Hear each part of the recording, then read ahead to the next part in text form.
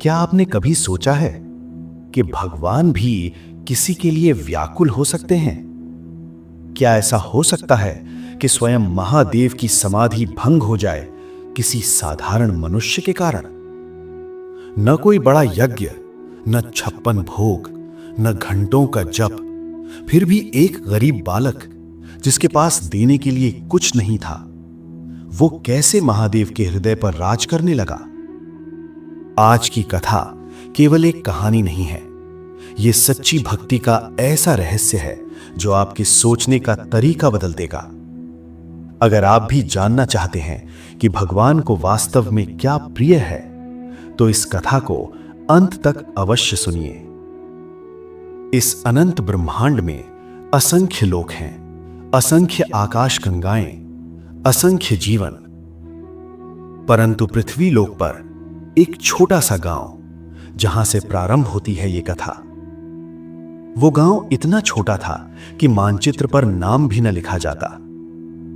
कच्ची गलियां, टूटी पगडंडियां, बरसात में कीचड़, गर्मी में धूल, और उसी गांव के किनारे एक छोटा सा कच्चा घर। दीवारों में दरारें थीं, छत टपकती थी, सर्दी में हवा भीतर तक आ जाती थी। उस घर में रहता था एक बालक। न उसके पास धन था, न विद्या का बड़ा ज्ञान, पर उसके भीतर कुछ ऐसा था जो देवताओं को भी आकर्षित कर रहा था। सुबह का समय, आकाश में हल्की लालिमा, पक्षियों की धीमी चहचहाहट। बालक आंख खोलता है, मिट्टी के फर्श पर बैठता है, दोनों हाथ जोड़ता है। प्रभु, ये जीवन आपका है, ये श्वास आपकी है। आज जो भी करूंगा आपकी साक्षी में करूंगा। उसे मंत्र नहीं आते थे, न शास्त्रों का उच्चारण, न विधि विधान, पर उसकी प्रार्थना में बनावट नहीं थी। वो खेत की ओर निकल जाता। छोटा सा खेत, पतली मिट्टी, कभी वर्षा होती, कभी नहीं। उसकी कमाई बस इतनी कि घर का चूल्हा जल सके। पर यदि रास्ते में कोई बीमार दिख जाए, वो अपना काम छोड़ देता। यदि कोई वृद्ध गिर जाए, वो उसे सहारा देता। यदि कोई भूखा मिल जाए, वो अपना अन्न बांट देता। एक दिन गांव में एक विधवा रो रही थी। घर में अन्न नहीं। बालक ने घर का आधा अनाज उसे दे दिया। मां बोली, बेटा, हमारे पास भी कम है। बालक मुस्कुराया, मां, जिसने हमें दिया है वही फिर दे देगा। और सचमुच उसी दिन किसी पड़ोसी ने कुछ अनाज दे दिया। बालक कभी अपने लिए कुछ नहीं मांगता। जब भी नाम जप करता, कहता, भोलेनाथ, आज जो भी पुण्य मिला उसका फल उस दुखी को दे देना, उस किसान को दे देना जिसकी फसल सूख गई, उस बच्चे को दे देना जिसके पास जूते नहीं। हिमालय की ऊंचाइयों पर स्थित दिव्य धाम कैलाश पर्वत में भगवान शिव समाधि में थे, पर आज उनके मुख पर हल्की चिंता थी। माता पार्वती ने देखा, स्वामी, आप त्रिलोकनाथ हैं, फिर ये व्याकुलता क्यों? उसी समय देवर्षि नारद प्रकट हुए। नारायण नारायण, प्रभु, कौन सा असुर आपको चिंतित कर रहा है? महादेव ने नेत्र खोले। नारद, न कोई असुर, मैं एक अपने भक्त के लिए चिंतित हूं। नारद आश्चर्यचकित, प्रभु, आपके करोड़ों भक्त हैं। महादेव बोले, हां, पर एक ऐसा है जो मुझे बांध देता है। उन्होंने उस बालक की कथा सुनाई। वो भूखा रह सकता है, पर किसी भूखे को लौटाता नहीं। वो स्वयं दुख सह सकता है, पर किसी दुखी को अकेला नहीं छोड़ता। और वो कभी मुझसे कुछ नहीं मांगता। महादेव की आंखों में करुणा छलकी। यदि वो एक क्षण इच्छा कर दे, तो मैं आकाश से पाताल तक सब उसके चरणों में रख दूं, पर वो मांगता ही नहीं। नारद पृथ्वी पर आए। उन्होंने देखा, बालक साधारण पूजा करता है, न बड़े अनुष्ठान, न भव्य आरती, बस प्रेम।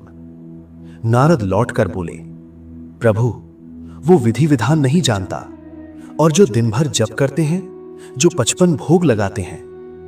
महादेव मुस्कुराए। नारद, एक व्यक्ति व्रत रखता है और सोचता है कब समाप्त होगा। एक व्यक्ति भंडारा करता है और सोचता है मेरा नाम होगा। एक व्यक्ति पूजा करता है पर मन में अहंकार रखता है। मैं उस पूजा का क्या करूं जिसमें प्रेम नहीं? मैंने संसार रचा है। यदि कोई मुझे ही मेरा दिया हुआ धन लौटाकर अहंकार करे तो उसमें भक्ति कहां? मैं तो एक बेलपत्र से प्रसन्न हो जाता हूं, और यदि वो भी ना हो सके तो प्रेम का एक आंसू पर्याप्त है। समय बीता, गांव में भयंकर सूखा पड़ा। बालक की फसल नष्ट, घर में अन्न समाप्त। माता रो पड़ी, पिता मौन, बालक शांत। मां, यदि प्रभु ने दिया है तो कारण भी उनका है। रात को दीपक जलाकर बोला, भोलेनाथ आज भी धन्यवाद, शायद किसी और को अधिक आवश्यकता थी। तभी एक वृद्ध भिखारी दरवाजे पर आया। घर में अंतिम मुट्ठी आटा बचा था। मां ने कहा, यह आखिरी है।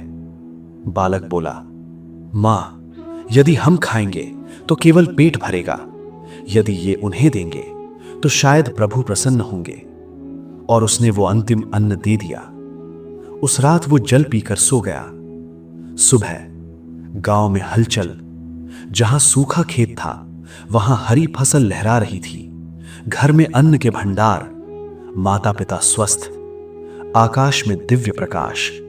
स्वर गूंजा, वत्स, तूने कभी मांगा नहीं, पर तेरी निस्वार्थता ने मुझे बांध लिया। भगवान शिव प्रकट हुए। बालक भूमि पर गिर पड़ा। प्रभु, मैंने तो केवल आपका कर्तव्य निभाया। महादेव बोले, जो दूसरों के लिए जीता है मैं स्वयं उसके लिए जीता हूं। भक्ति का अर्थ केवल मंत्र नहीं, केवल अनुष्ठान नहीं। भक्ति है किसी भूखे को भोजन देना, किसी दुखी के आंसू पोंछना, किसी असहाय का सहारा बनना। यदि आपके पास धन नहीं तो मुस्कान दीजिए, यदि समय नहीं तो प्रार्थना दीजिए, और यदि कुछ भी ना हो सके तो प्रेम का एक आंसू बहा दीजिए, क्योंकि महादेव विधि नहीं देखते, वो हृदय देखते हैं। धीमा ओम नमः शिवाय जप। भोलेनाथ, हमें ऐसा बना दो कि हम मांगने वाले नहीं, देने वाले बन जाएं। हर हर महादेव।